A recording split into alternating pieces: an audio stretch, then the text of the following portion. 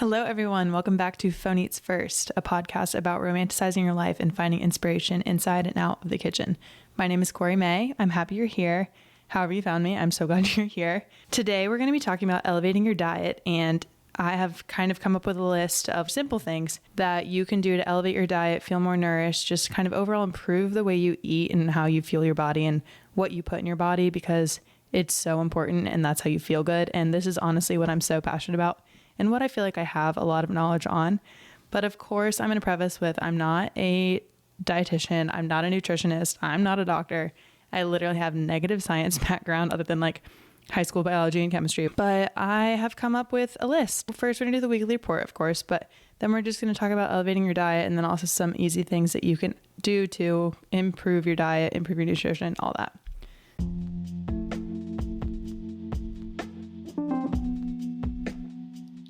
You are listening to Phone Eats First.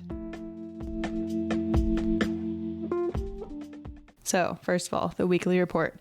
I do want to kind of add a disclaimer to this weekly report because obviously I pre-record episodes and I don't always post them in order. I'm going to try to, and the plan is to eventually post them in order.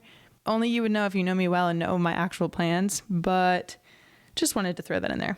So, reading. I am reading still. Don't hold your breath. The Things We Left Behind. I also realized that I've been calling it The Things We Never Got Over, The Things We Hide from the Light, because they all sound the same to me and I can't remember which is which, but it's the third book of the Knockmount series, The Things We Hide from the Light. But I will say I did read like 100 pages last night and it's getting good. I am trying. And I tried to go to bed early last night. So it's like, I'm not going to podcast. I'm not going to edit. I'm not going to be on my phone. Let me just read. And I read for like an hour and a half and then it was still late when I went to bed and I'm still tired this morning. So you can't win. Really just can't win. But I always just feel great when I read. So that's the goal. All right, eating. I've been eating a lot of pasta and carbs this week, and that is actually going to tie a lot into the episode because that's just what my body's been craving. And I'm not mad about it. All of my meals have been so good this week. All right, plan. This weekend, I get to hang out with my all but one college freshman friends, besties for the resties. We're going to UNC and actually going to the football game this time, which will be fun. UNC's 6-0, so that's super exciting. And then on Sunday, I'm going to see the Taylor Swift movie. So yeah, I'm basic, but I'm pumped. All right. Oh, I am obsessed with how blue the sky is in the fall. I can't get over it. And me and my roommate and coworkers were talking about this, and I feel like this has to be scientifically backed somewhere that the sky is actually bluer in the fall. I don't know if it's the contrast of the leaves, like the reds and yellows. I don't know what it is, but the sky is just so blue. And if you haven't noticed it, you need to notice it now because it's perfect. All right, a recipe I want to share is my DIY Greek pasta salad that I actually just had for dinner tonight. And it's the second time I've made it now. It is all from Trader Joe's, but you could definitely do a different modification to all this from not Trader Joe's, because I know you don't all have access to Trader Joe's. So got to be inclusive here. But obviously buying from Trader Joe's would be a little bit more elite. So what I do is Trader Joe's has these pre-made bag salads. And so the Mediterranean one, obviously, get that. But you could also, make your own salad, or sometimes I add more lettuce to it because the little cut up lettuce just doesn't do it all the time. So start there. And then I do the Trader Joe's spinach tortellini. Key ingredient. Don't be fooled. Then I add the pre-cooked garlic chicken sausage. And then I also just things that I have in my fridge almost at all times are Kalamata olives, pickled onions, feta, more feta, and the Greek chickpeas that come in a can and have all this like yummy, oily seasoning. So good. So you just assemble. I think that's pretty self-explanatory, but it's really good. Kind of hits a lot of the spots of you feel healthy because it's a salad, but also it's hearty because it has protein. And then it also has the pasta, which is just the good in all of it. And then tea. A treat is one that I've kind of forgotten about, I'm not even gonna lie, because of my chocolate date obsession. But the Trader Joe's dark chocolate peanut butter cups, like the Reese's. If you have shopped at Trader Joe's, I know you've had these and they are so good. They're the best peanut butter cup out there. And I stand by that. But another treat I thought of is just my love for seltzer water, which can be a controversial topic to some of you, but I just love seltzer water, club soda, sparkling water, whatever you call it. I'll even drink it plain, so I'm kind of an animal, I know. All right, and that's the weekly report. Now let's get into ways to elevate your diet. And again, I'm not a dietitian. These are just things that I have learned over my time of learning more about food. These are things that have worked for me. So I hope they work for you. Just take everything I'm saying as not a fact, but just, oh, I learned this from Corey, but it might not be true. And I have, 8 different things, 8 different bullet points. And I listed them all out. I did Google search a few things. So again, just take it as it is. I don't know. But overall, I think they were pretty factual. So the number one way to elevate your diet, protein. Protein is so important in my diet, and I know it is kind of the key to a lot of people's diets as they start their food journey, their health journey, their fitness journey. It has so many benefits. Obviously, in addition to just staying fuller longer, that in turn means you have less cravings, less snacking. But the other benefits is when you work out, your muscle tissue literally breaks down and picture it ripping. Protein builds those fibers back together, and it also builds it in lean muscle, which I don't fully know what that means, but I just know lean muscle is if you look at someone that's obviously lifts weights for a living, that's lean muscle. And it also helps you maintain your muscle mass.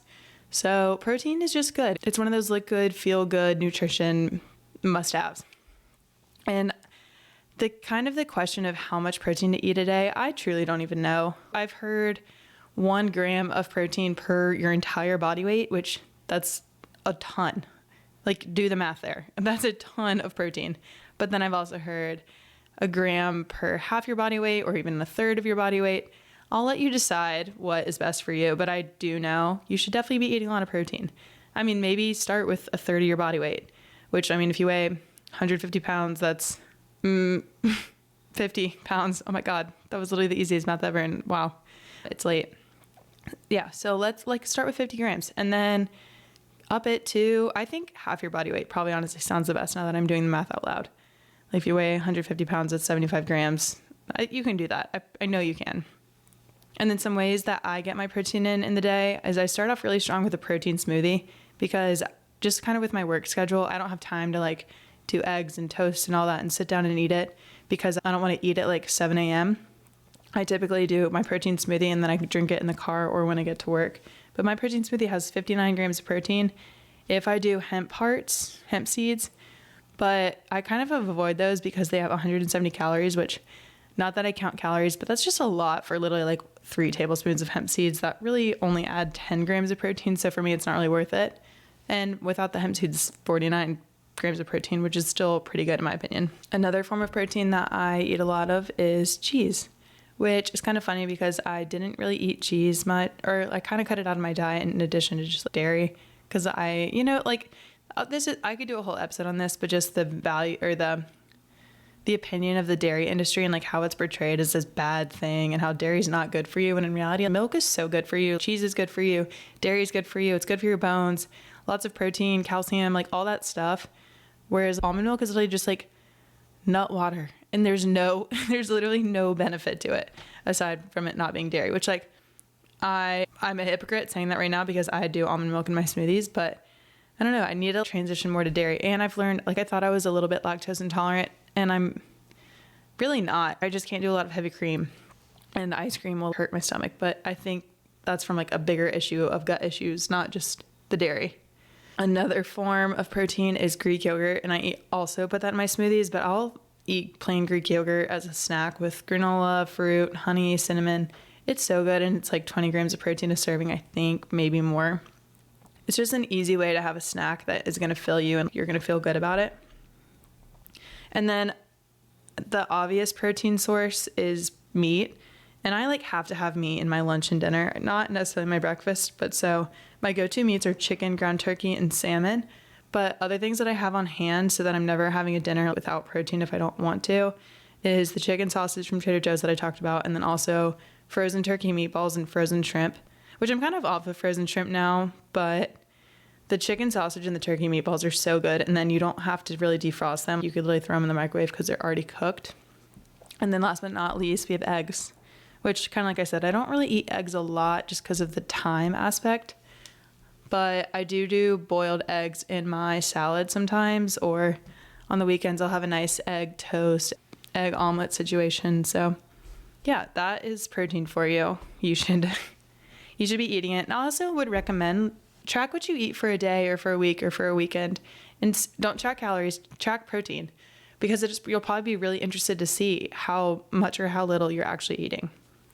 Okay, number 2 way to elevate your diet is to eat healthy fats.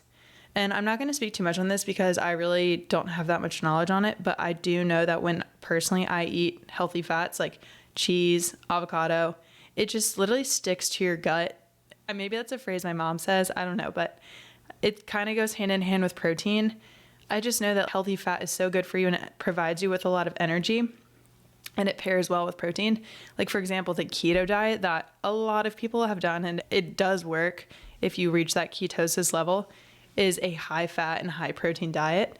So there's something going on with healthy fat, but definitely always look to add like cheese and avocado. And I think yogurt has a lot of fat, or it can have a lot of fat unless it's fat free. I don't know. Again, not a doctor, not a nutritionist, don't really know the benefits, but I do know that healthy fat is good for you. I'll do some research and get back to you. I'll circle back here. All right, number 3, carbs are not the enemy. I hate that people think eating pasta and eating rice and bread is the reason we're all sick and unhealthy and fat and all of the above. It's literally not. Carbohydrates provide energy, and your body literally needs energy to function. Yes, some carbs are not good for you. There's a lot of things that aren't good for you, but let's pick and choose our battles, people. And honestly, like meals to me don't feel complete without a carb. Whether that carb is rice or potato, it just doesn't feel the same. Or, I mean, pasta as well, which I don't eat pasta all the time because I do agree pasta is heavy and I do think that is a little high in carbs, but overall, everything is just about balance and portioning and all that. But if your body needs energy, you need carbs. Like if you're a runner, track star, any of the above, you need carbs. And kind of like I was saying in the weekly report, I have been craving carbs this week. Definitely because it's probably about that time of the month, which is a thing, ladies. It's not just you feeling unhealthy. It's like your body is craving things for a reason. But yeah, let's just all remember that carbs are not the enemy here. Okay, number 4, water. Everyone drink your water. If you know me, you know I'm the water police. I don't know why I started doing that, but I'm not mad about it because I drink so much water and I cannot wrap my head around the fact that some people just don't drink water and don't drink a lot of water. Like it's crazy to me. But water is so good for you. And I Googled how much water everyone should be drinking because I know it's probably more than 8-ounce glasses. So the very, very first Google search I saw, and I'm going with as fact, says between half an ounce to an ounce of water for each pound you weigh. So if you weigh 100 pounds, drink 50 ounces. If you weigh 200 pounds, drink 100 ounces. When I did 75 hard, the goal was 1 gallon per day. And honestly, for me, that was so easy that I didn't even track my water just because I knew I was drinking enough water. And I have one of those 64-ounce hydro flasks. But I swear, I literally want to get one of those like chug jugs. Jake, if you listen to this, shout out your chug jug.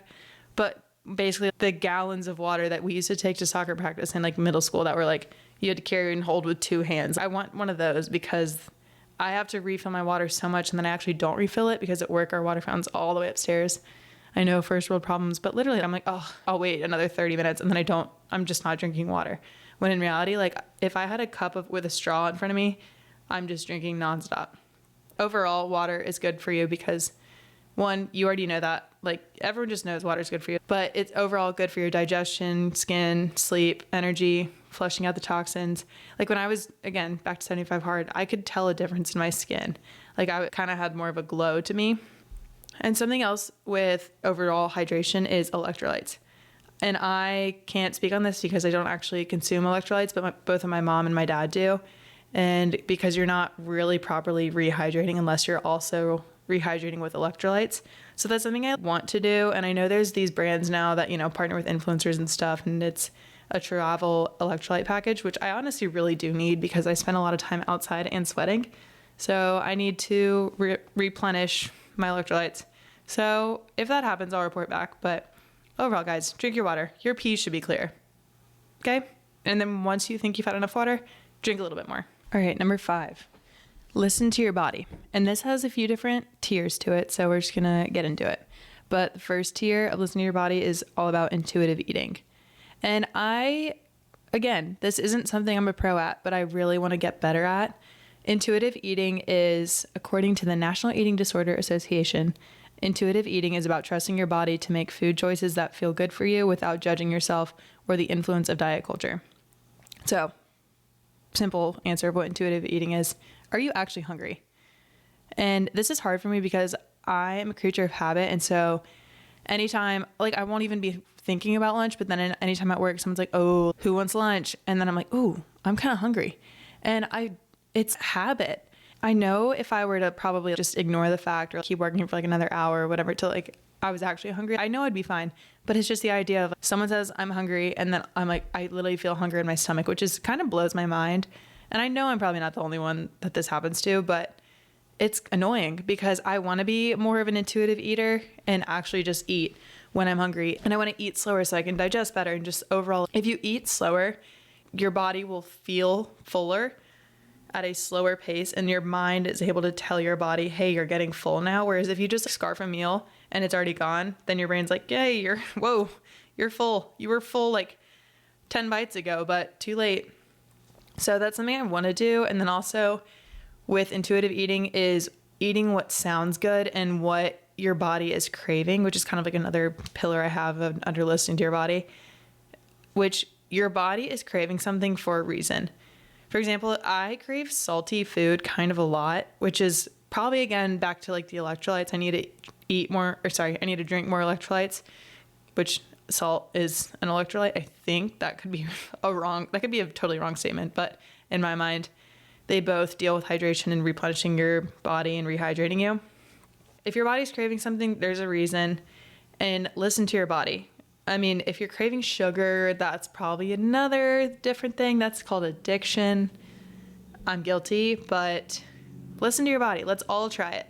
And then another pillar of this is eating breakfast versus intermittent fasting, which intermittent fasting can probably be confused with intuitive eating if you don't really know the difference. But I feel like I need to be careful speaking on this. And this is truly a topic I want to do an entire episode on, but first I want to read this book called Fast Like a Girl and also just have more knowledge on all of this and maybe even like bring someone on to talk about this. But intermittent fasting is when you don't eat for X amount of hours to let your body recover. And I do know it truly is really good for you and it can be really good for everyone, but people are different and females and males are different. For example, males, I'm pretty sure can fast any day, every day, all day. Like, intermittent fasting can be a everyday habit for them. But females, on the other hand, you should fast in sync with your cycle. Yes, like your menstrual cycle.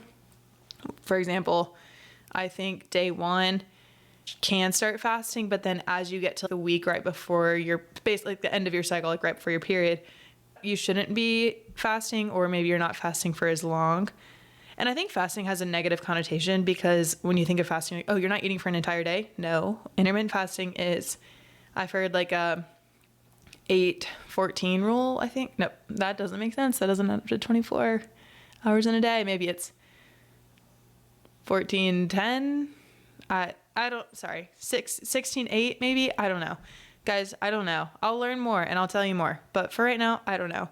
Basically, I've heard and I have personally tried to not eat for 12 hours, which if you think about it, really isn't that hard sometimes. For example, tonight I got home from work at 6, walked Callie, came home, started cooking dinner at 7, was done and eating at 7:30, and the odds I eat tomorrow before 7:30 a.m. are slim. So for me, I'll honestly go more than 12 hours. But sometimes I get home from work a lot later, or I work out a lot later, and then by the time I'm done eating, it's like 9. And then I can almost promise you I'll be eating before 9, just kind of back to that habit thing that I have. So, moral of the story. I'm going to learn more about fasting and tell females versus males the difference of fasting and why your body is different. But it all just goes hand in hand with listening to your body. Can you go 12 to 15 to 18 hours without food? Good for you. I am not in that category. I love to eat breakfast. And it's so interesting because we all grow up learning that eating breakfast or breakfast is the most important meal of the day. And it's the best way to start your day, get your body going, get your metabolism going. But then you also have people that literally don't eat breakfast. Like, oh yeah, I'm just not hungry. Oh, I forgot. Like, I have never been able to wrap my head around that. But that goes into the intermittent fasting category. Intermittent fasting allows your body to repair, recover, get ready for more food, honestly. But moral of the story, I'm a breakfast gal, not a fasting gal. I would like to do more fasting, but my work schedule interferes with that, which again is just an excuse. Like I could definitely find a way to figure it out.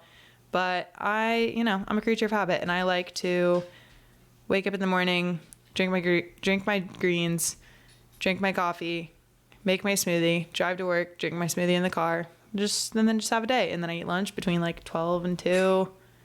I eat dinner pretty early, again, just depends when I get home. Well, Callie's playing with the toy, and we're going to let it happen. Otherwise, she'll bark at me. So if you hear squeaking, that's her. Emily, if you're listening, she's playing with the Golden Gate Bridge toy you gave her. So thank you. Oh my goodness. Callie, come here. You want to be on the podcast? Do you want to be on the podcast? Come here. Come. Okay, number 6 way to elevate your diet is greens.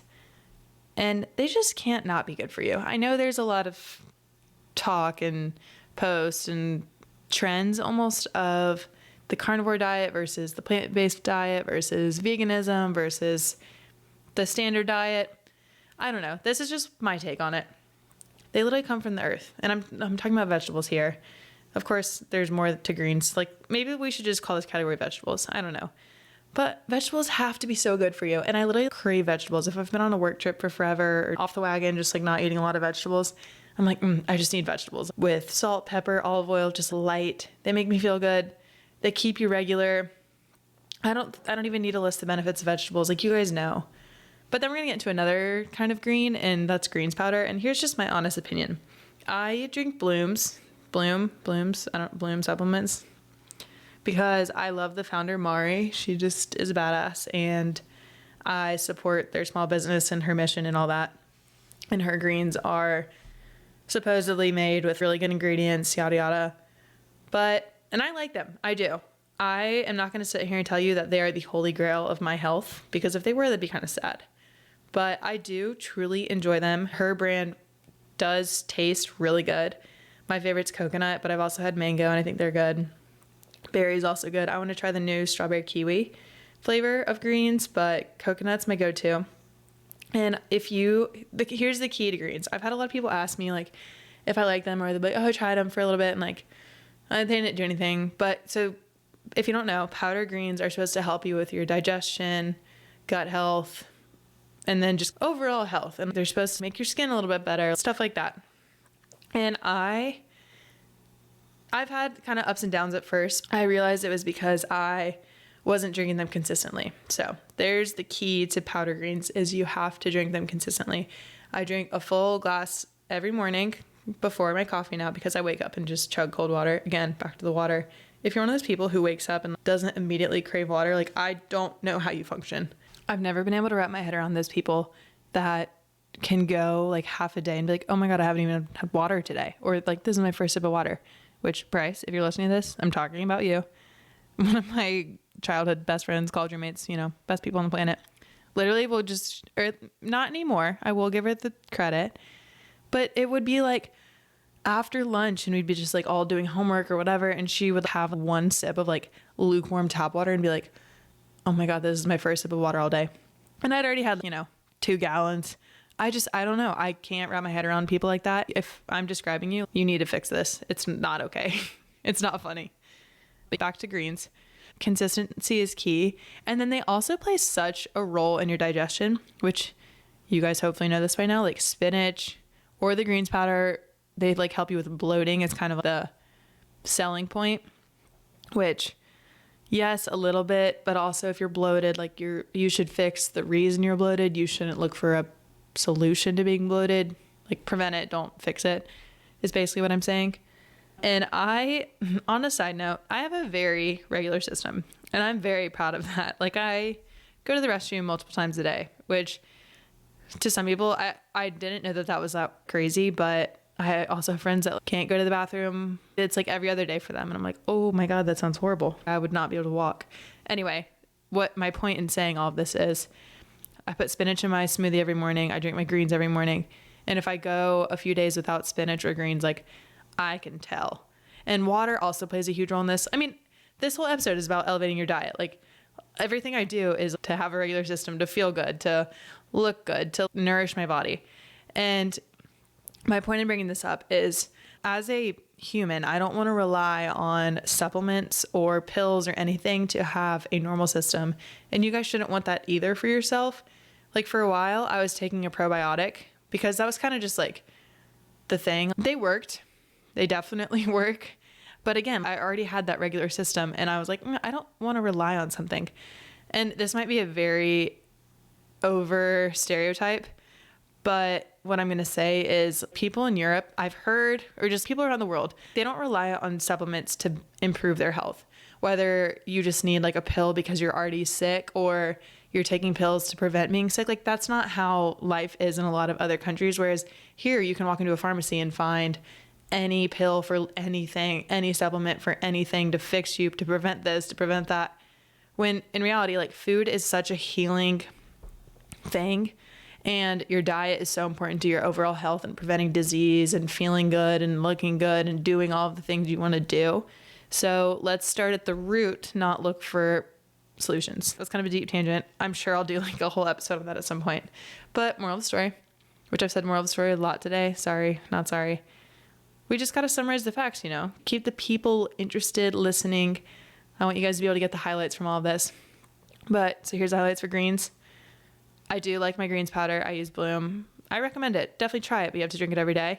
And then greens are good with your digestion. You should be pooping regularly. Like, you're supposed to poop after every meal. I'm not going to tell you that I do that, but that's what dogs do. In one, out the other. Okay, sorry. Whatever. Moving on. Okay, number 7 way to elevate your diet. Sugar. Not adding sugar, removing sugar. And I do want to just say, sugar is not going to kill you, but it's definitely going to try. And so moderation is something to be so keen on with sugar. And again, speaking to myself here, I love chocolate. I crave chocolate. Like, I could eat a little bite of chocolate after breakfast even. I have like one snack and I'm like, chocolate sounds good. And it's something I really do need to work on because I know sugar is so bad for you. If there's one thing you need to take away from this, limit your sugar. Well, no, I take that back. Increase your protein and drink water. And then we'll work on limiting sugar. But again, you can't do everything at once. You can't remove everything and add all these things. Your body's going to be confused. You're going to give up. You're going to get frustrated. So limit your sugar. It increases your blood sugar. It leads to chronic inflammation. It increases fat. It disables your appetite control, which that kind of means like you eat sugar, you want more sugar. It's just empty calories and your body's like, what do I do with this? And it just stores it as fat and it's really just not good for you at all. It's not good for your skin, which you'll notice here. I've said skin a lot because I have a pretty big focus on, like, I have hormonal acne at the moment and it's really annoying, but I do know that food plays a huge role in it. Acne on your face is like a signal to your body, like, hey, something's off, like we need to fix this. Anyway, limit your sugar. It's so bad for you, but also eat the cake, eat the ice cream, like enjoy your life. I just heard about this thing called the 75 Hotter Challenge on TikTok and I love it. I honestly might do it. But the person that started it is implementing a 3-bite rule. And I really like this. It's saying you can have whatever, like a chocolate croissant, the birthday cake, I don't know, just something that like insert item that isn't that good for you, even if it's not like a sugar related item. But overall, it's like you can have 3 bites because 1 bite would just be a joke. The 2nd bite is going to be more of a temptation. And the 3rd bite, you're like, okay, I'm satisfied. Like I've had enough. And so I think that's a good way to kind of limit your sugar. And honestly, I might try this. And another benefit of stopping eating so much sugar is you stop craving it. And I can attest to this when I did 75 hard. For the first little bit, I was really on it and I would cut out sweets. I had a thing of ice cream in the freezer and I threw it away. And I stopped craving chocolate, or I keep saying chocolate. I stopped craving sweets after dinner. And then of course, it didn't last the entire time, and I still crave sweets. And I have my chocolate dates that I make, and I make chocolate and ice cream. Like, I have other ways to get this sweet tooth in, because I do think dessert is a really important ritual in a lot of people's days, mine included. Like, it's something to truly make you smile, and that's more important than eating a little too much sugar for the day. But if you limit your sugar, you're going to want it less, and that's kind of the goal here. All right, the number 8 way to elevate your diet is do little fancy things, because if you're eating fancy, you feel fancy. I'm talking about number 1, drink tea. Drinking tea just to me feels so fancy, and I have it every night and I just love it.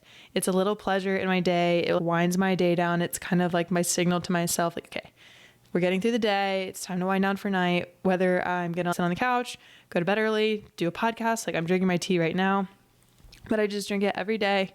And I choose peppermint tea, which is really good for digestion, but I want to do spearmint tea next, because spearmint tea is good for balancing hormones, keeping your blood sugar low, and I think it also helps digestion. And I just feel like having like a warm liquid at night soothes your whole body and just calms your body down. And I just think that's so nice, because I'm a very like I don't know if high stress is the right word, but like I'm go all day. Like, I don't sit down. I sit down obviously to work, but like my brain is always going. I'm always doing something. I don't just like sit down and relax ever. So when I have my tea, I'm like, okay, I sip, and then it's like, time to relax. And so tea is a way to elevate your diet, but this kind of just plays back into doing something small that feels fancy. It just makes you feel good. And I took note of some other teas that are really good for you. The best for overall health, again, from my very first Google search, let me tell you. So if this isn't true, blame Google, not me, I'm sorry. But the best tea for your overall health is green tea, supposedly. The best for your gut health, ginger tea, supposedly. The best tea for lung health is herbal tea. So again, supposedly. Best tea for sickness is peppermint tea, which when I read that, I was kind of like, okay, yeah, I definitely need to switch up my tea game. But I don't know, I just really like peppermint tea. And the best at bedtime is chamomile tea, which if you're someone that has trouble sleeping, drink chamomile tea. It's like literally supposed to help you sleep. And thankfully, sleeping is one of my best qualities. So I actually don't really drink chamomile tea, because I don't know. I don't think it has much flavor. And then I also just don't want to get into a habit of that and it like actually affecting my sleep, which could just be a placebo effect for something. I don't know.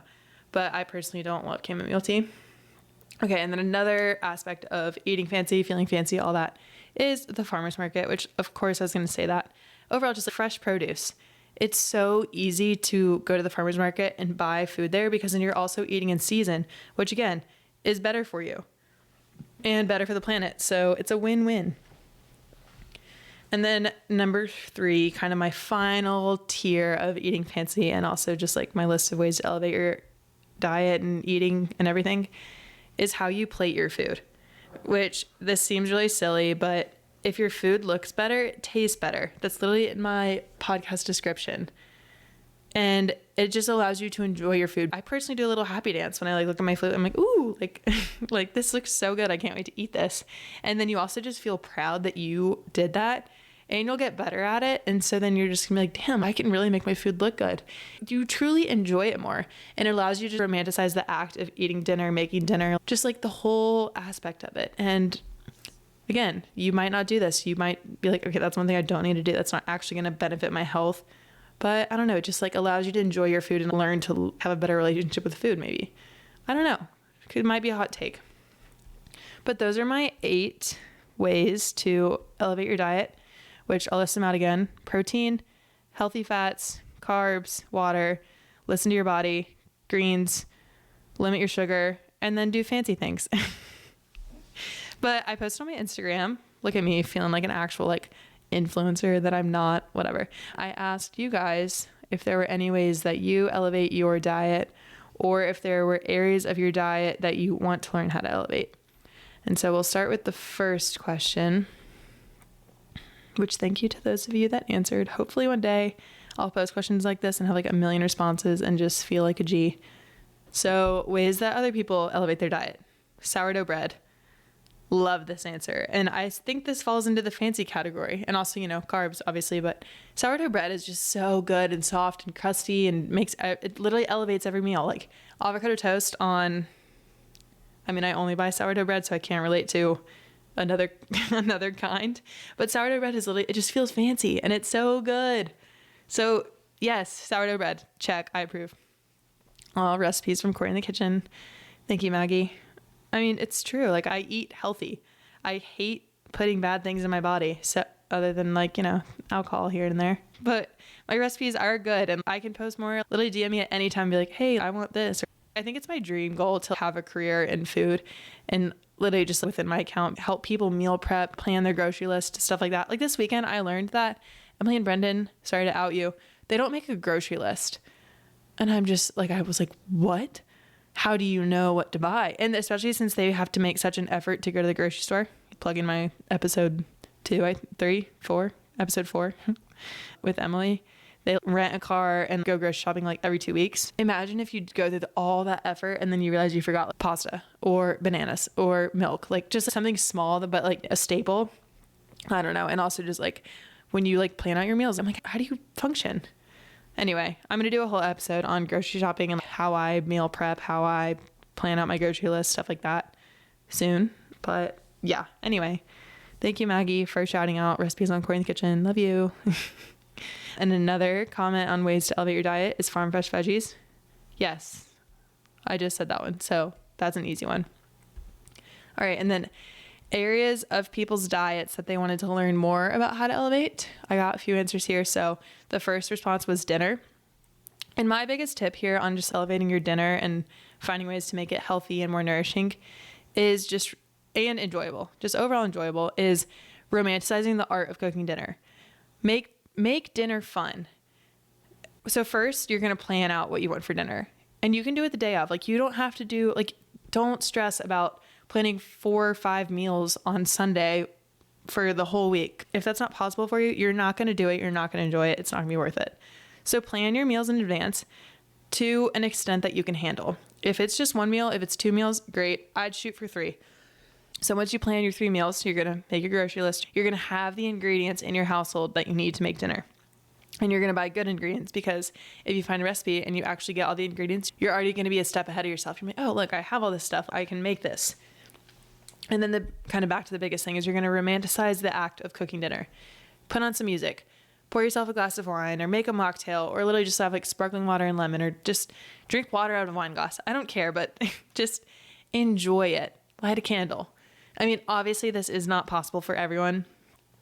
I know that people have kids, people have really busy schedules, people live with 6 other people, but you can find little things to do to make it a little bit more enjoyable than maybe you thought it was before.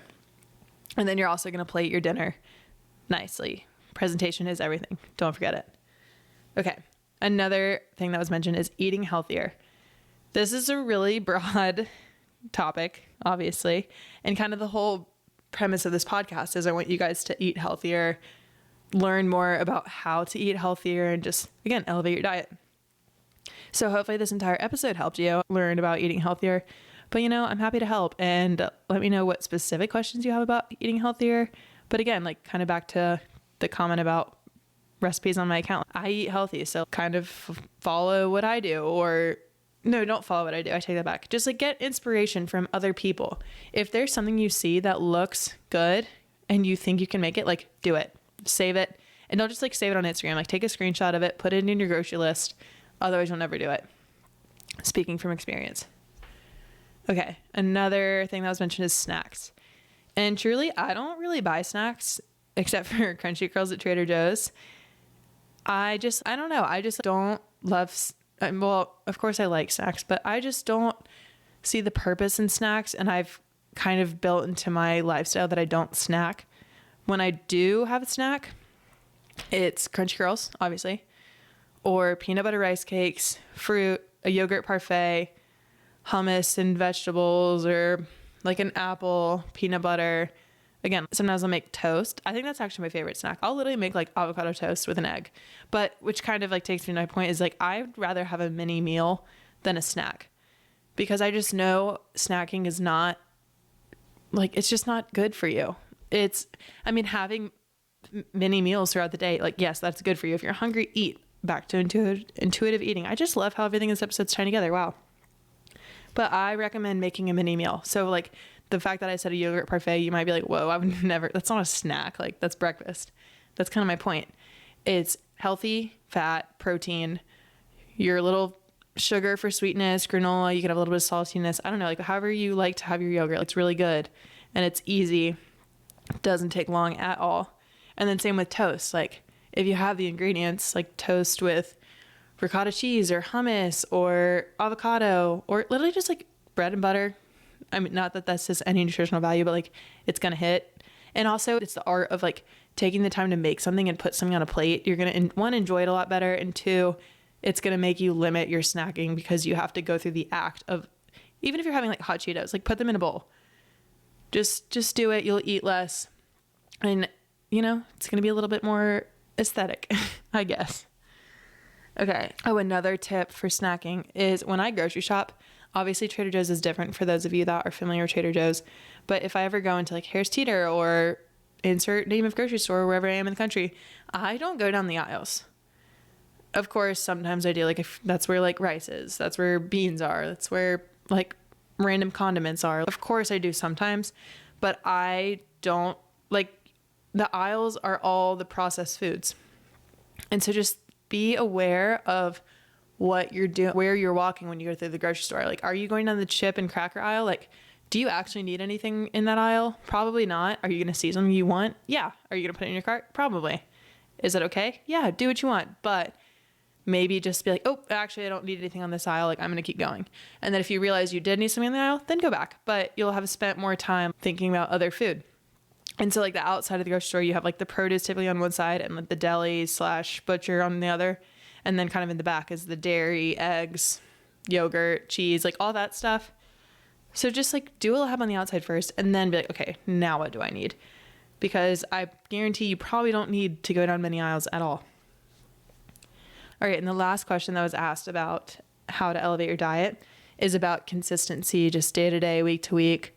I assume this kind of means how do you eat healthy and consistently? My first tip here is plan. You have to make a plan.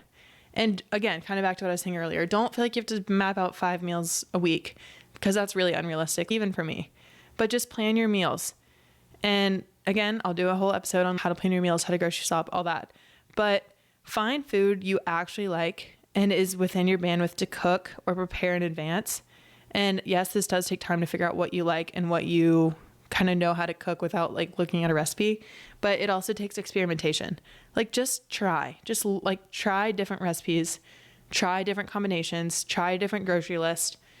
But at the end of the day, you should always have staples on hand, or when you go grocery shopping, you should always be getting like X, Y, and Z because I know I can turn these into a meal or stick them in the freezer. Like I mentioned at the very beginning, I always have frozen meatballs and chicken sausage in the freezer because those take like no time to thaw or turn into a meal. But kind of your formula for creating a dinner is grain, protein, green. And like this literally is like my food plate or my food pyramid from like middle school. But it's true. Like pick your protein because I think that's the first thing you need to figure out because in my opinion, dinners are centered around the meat or fish. And then you pick the sides off of that. So, and you're not always in the mood for, I feel like you could always eat like a rice or a potato or like a green bean or broccoli or whatever, but you're not always in the mood for salmon versus chicken versus beef versus whatever.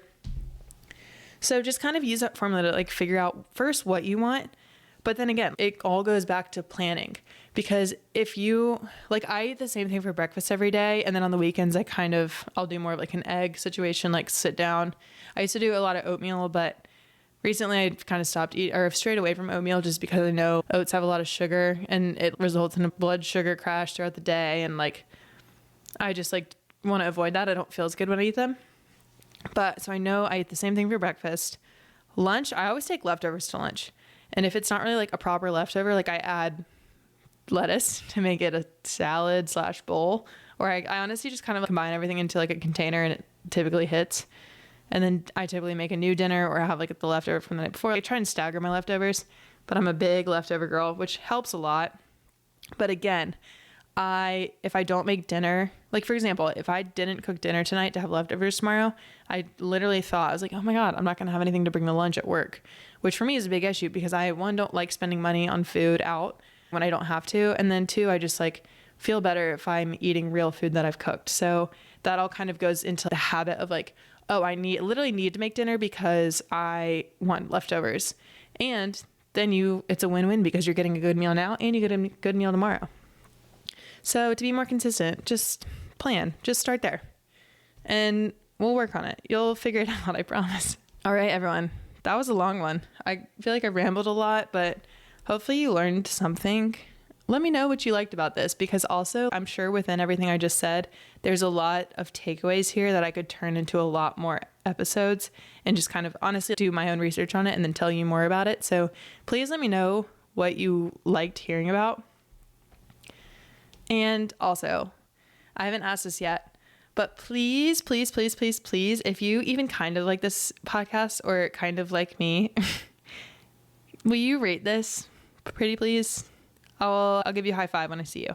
But if you could leave a rating for my podcast, that would be fantastic because I know that that's how podcasts grow. It's like the start of them growing. So that'd be awesome. Be really cool of you. It'll make you really cool. Again, you'll get a high five from me. I mean, what else could you want? But yeah. Thanks for listening. Follow along at Cori_in_the_kitchen, and it's Cori with an I, Cori. I know I'm special, different. And also follow Phone Eats First Pod on Instagram if you would like. Again, like I said, I don't really use that one, but Cori in the Kitchen is where it's at. And let me know what you liked about this episode and what else you want to hear. And yeah, I thank you guys for following along on this journey. I'm loving it so much, and I just love this. I love podcasting. So I hope you guys enjoyed this episode. And yeah, everyone have a great rest of your week. And if you don't know this already, I post episodes every Sunday, or that's the goal, because I just love Sunday. And I feel like Sunday is such a day that you can romanticize, and it just like fits with the whole Phone Eats First vibe and my vibe. I love like cooking on a Sunday, and I want to make your Sundays a little less scary. So yeah, thanks again, and we will talk soon.